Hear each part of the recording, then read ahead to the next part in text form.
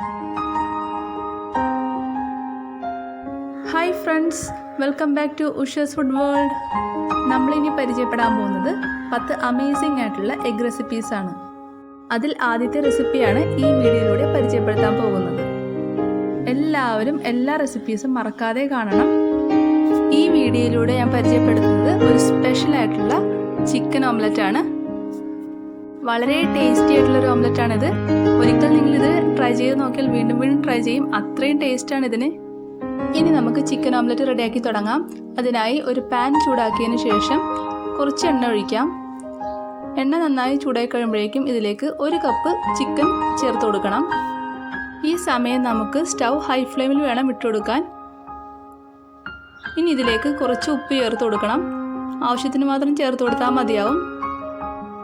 ഒരു നുള്ളു മഞ്ഞൾപ്പൊടി എന്നിവ ചേർത്ത് വഴറ്റി കൊടുക്കണം. ഈ സമയം ചിക്കനിൽ നിന്ന് വെള്ളം ഊറി വരും.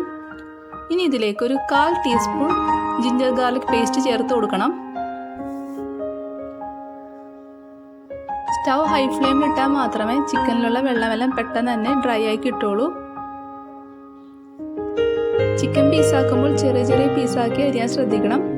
അങ്ങനെ ചെയ്താൽ ഓംലെറ്റ് നല്ല ഭംഗിയായിട്ടിരിക്കും. ഇപ്പോൾ ചിക്കനിലുള്ള വെള്ളം ഡ്രൈ ആയിട്ടുണ്ട്. ഇനി ഇതിലേക്ക് കുറച്ച് ഓയിൽ ചേർത്ത് കൊടുക്കണം. വെജിറ്റബിൾ ഓയിൽ ചേർത്ത് കൊടുക്കുന്നതായിരിക്കും കുറച്ച് നല്ലത്. ഇതിലേക്ക് ഒരു ചെറിയ സൈസിലുള്ള സവാള ചെറുതായി അരിഞ്ഞത് ചേർത്ത് കൊടുക്കണം. 2 മീഡിയം സൈസിലുള്ള പച്ചമുളക് ചെറുതായി അരിഞ്ഞത് ചേർത്ത് കൊടുക്കണം. എരിവ് അധികം വേണ്ടാത്തവർക്ക് 1 പച്ചമുളക് ചേർത്ത് കൊടുത്താൽ മതിയാവും. ഇനി ഇതിലേക്ക് 1/4 ടീസ്പൂൺ കുരുമുളക് പൊടി, 1/2 ടീസ്പൂൺ ഇടിച്ച മുളക് എന്നിവ ചേർത്ത് കൊടുത്തതിന് ശേഷം അല്പസമയം വഴറ്റണം. മുളകിൻ്റെ എല്ലാം പച്ചക്കുത്ത് മാറുന്നത് വരെ ഒന്ന് അത് വഴറ്റി കൊടുക്കണം. ഇനി ഇതിലേക്ക് ഒരു ചെറിയ ക്യാപ്സിക്കം ചെറുതായി അരിഞ്ഞതും കൂടി ചേർത്ത് കൊടുക്കാം. ക്യാപ്സിക്കം ഒരു ചെറിയ പീസായാലും ചേർത്ത് കൊടുത്താൽ മതിയാവും. ഇനി ഇതിലേക്കൊരു 1/2 ടീസ്പൂൺ സോയാ സോസും കൂടി ചേർക്കണം. അതിനുശേഷം നന്നായി മിക്സ് ചെയ്ത് കൊടുക്കാം. ഇനി നമുക്ക് ഫ്ലെയിം ഓഫ് ചെയ്യാം. അതിനുശേഷം ഇതൊരു പാത്രത്തിലേക്ക് മാറ്റാം. ഓംലെറ്റിലേക്കുള്ള മിക്സിംഗ് കൂടെ റെഡി ആയിട്ടുണ്ട്. അതിനുശേഷം 3 മുട്ട എടുക്കാം. ഇതിലേക്ക് 1 നുള്ളു മഞ്ഞൾപ്പൊടി, ആവശ്യത്തിന് ഉപ്പ്, 1/4 ടീസ്പൂൺ കുരുമുളക് പൊടി എന്നിവ ചേർത്ത് നന്നായി ബീറ്റ് ചെയ്ത് കൊടുക്കണം. ഒരു എഗ് ബീറ്ററോ ഒരു ഫോർക്കോ ഉപയോഗിച്ച് നന്നായി നമുക്ക് പതപ്പിച്ചെടുക്കണം. ഇപ്പോൾ നന്നായി പതഞ്ഞിട്ടുണ്ട്. ഇനി ഒരു പാൻ ചൂടാക്കാൻ വെക്കാം. അതിലേക്ക് 1 പീസ് ബട്ടർ ഞാൻ ചേർത്ത് കൊടുക്കുന്നുണ്ട്. ബട്ടർ നന്നായി മെൽറ്റായതിനു ശേഷം നേരത്തെ റെഡിയാക്കി വെച്ചിരിക്കുന്ന എഗ് ബാറ്റർ ഇതിലേക്ക് ചേർത്ത് കൊടുക്കണം. സ്റ്റൗ ലോ ഫ്ലെയിമിൽ വെക്കാൻ പ്രത്യേകം ശ്രദ്ധിക്കണം. ബാറ്റർ ചെറുതായി സെറ്റായി വരുമ്പോഴേക്കും നമുക്ക് ഓരോ സൈഡിൽ നിന്നും നമുക്കിതൊന്ന് പയ്യെ വലിച്ചിട്ട് കൊടുക്കണം. ഈ രീതിയിൽ ചെയ്താൽ ഓംലെറ്റ് നല്ല ഫ്ലഫി ആയിട്ട് വരും. ഈ രീതിയിൽ നമുക്കൊരു 6-7 തവണ ചെയ്ത് കൊടുക്കാം.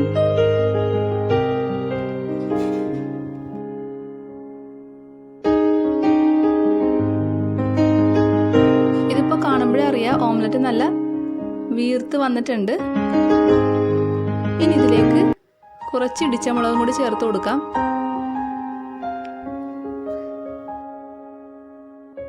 മുളക് അധികം വേണ്ടാത്തവർക്ക് കുറച്ച് മുളക് മാത്രം ചേർത്ത് കൊടുത്താൽ മതിയാവും.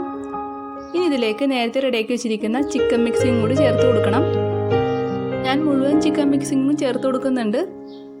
അതിനുശേഷം നമുക്കിതൊന്ന് മൂടി വെച്ച് കുറച്ച് സമയം വേവിച്ചെടുക്കണം. മൂടിയിൽ ചെറുതായി നനവ് വരുമ്പോഴേക്കും നമുക്ക് മൂടി തുറക്കണം. ഓംലെറ്റ് ആവശ്യത്തിന് വെന്തിട്ടുണ്ട്. ഇനി ഇതിൻ്റെ മുകളിലേക്ക് ചീസിൻ്റെ സ്ലൈസസ് വെച്ച് കൊടുക്കാം. ഞാൻ 2 സ്ലൈസാണ് വെച്ച് കൊടുത്തിട്ടുള്ളത്. അതിനുശേഷം ഇതിൻ്റെ മുകളിലായി കുറച്ച് മല്ലിയിലയും കൂടി ഇട്ട് കൊടുക്കണം.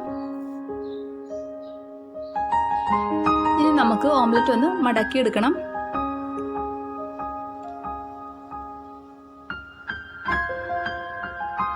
നമ്മുടെ ഓംലെറ്റ് ഇവിടെ റെഡി ആയിട്ടുണ്ട്. വളരെ ടേസ്റ്റി ആയിട്ടുള്ളൊരു ഓംലെറ്റാണിത്. ഈ ഓംലെറ്റിന് ശരിക്കും പറഞ്ഞാൽ പിസയുടെ ടേസ്റ്റാണ്. എല്ലാവർക്കും ഇത് ഇഷ്ടപ്പെടും, ഉറപ്പാണ്. എഗ് റെസിപ്പിയിലെ 2ാമത്തെ റെസിപ്പിയുമായി ഞാൻ ഉടനെ വരും. എല്ലാവരും അത് കാണണം. ഞാനിടുന്ന വീഡിയോസിൻ്റെ നോട്ടിഫിക്കേഷൻ നിങ്ങൾക്ക് ആദ്യമേ ലഭിക്കുന്നതിനായി എൻ്റെ ചാനൽ സബ്സ്ക്രൈബ് ചെയ്ത് താഴെ കാണുന്ന ബെല്ലൈക്കൺ എനേബിൾ ചെയ്യണം. വീഡിയോ ഇഷ്ടമായെങ്കിൽ ഷെയർ ചെയ്യാനും ലൈക്ക് ചെയ്യാനും മറക്കരുത്. Okay friends, thank you. Have A nice day.